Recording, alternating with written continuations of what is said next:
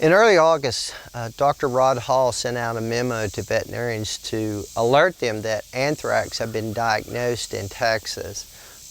It's not unusual for Texas to have anthrax cases, but this particular case was found in Quanah, Texas, in Hardeman County, and they typically do not see anthrax there. Now, Hardeman County is just across the river from Harmon County and Jackson County in Oklahoma.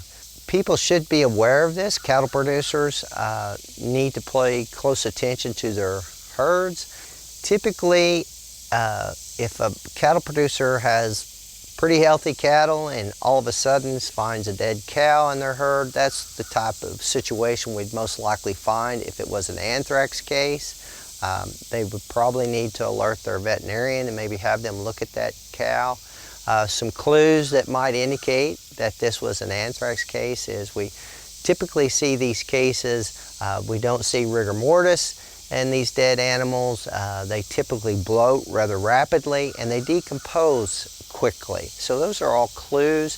And one of the main clue that we look for is we see blood oozing from sites like the mouth, nostrils, or anus. If you see that, that would be a clue that you might have an anthrax case.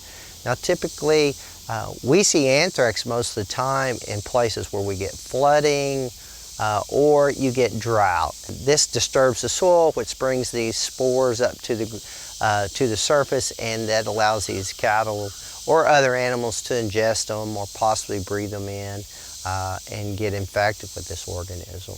We need to keep in mind that if you have an animal that you suspect with anthrax, you need to be especially careful. It is a zoonotic organism. People can be infected with it.